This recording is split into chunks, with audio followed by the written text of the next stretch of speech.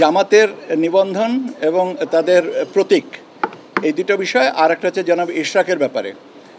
এখনও পর্যন্ত জামাতের নিবন্ধন এবং আপনার প্রতীকের ব্যাপারে মাননীয় আদালতের কোনো অবজারভেশন আমরা পাইনি।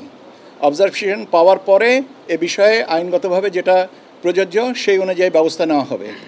দ্বিতীয়টা হচ্ছে যে আপনার জনাব ইশরাকের ব্যাপারেও আমরা মাননীয় আদালতের কোনো নির্দেশনা এখনও পাইনি।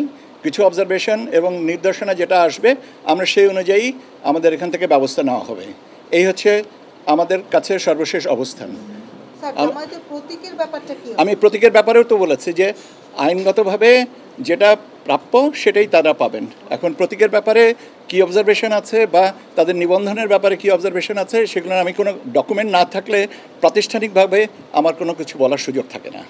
আমি কোনো কাগজ না পাওয়া পর্যন্ত প্রাতিষ্ঠানিকভাবে আনুষ্ঠানিক কোনো বক্তব্য দিতে পারবো না, সেটাই। ঠিক আছে, আমাদের আচ্ছা অবজারভেশনটা তো থাকবে। অবজারভেশনটা তো কাগজটা পাওয়ার পরে অবজারভেশনটাও দিতে পারবো। এখন আমরা শেষ দিন কি শুরুর দিন এটার ব্যাপারেও আমার একই কথা যে আমরা যতক্ষণ না পর্যন্ত একটা কাগজ আদালতের থেকে পাচ্ছি ততক্ষণ পর্যন্ত এই ব্যাপারে মন্তব্য করা থেকে বিরত থাকতে হবে। ধন্যবাদ। আইনগতভাবে কোন দিকে গড়াবে সেটা হচ্ছে যে কমিশন সিদ্ধান্ত নেবেন। এই কমিশনেরও তো একটা নিজস্ব সিদ্ধান্ত নেওয়ার পরিস্থিতি আছে। কাজে আইন আচ্ছা কাগজটা না পেলেই নিব কি করে? আচ্ছা আপনি আপনার প্রশ্নটাই আপনাকে আমি জিজ্ঞেস করি, আজকে কি নেওয়া কাগজ না পেলে কি নিতে পারবেন আপনি? আপনি নিজে মাথা নাড়ছেন নেওয়া যাবে না, আবার আপনি আমাকেই প্রশ্নটা করতেছেন।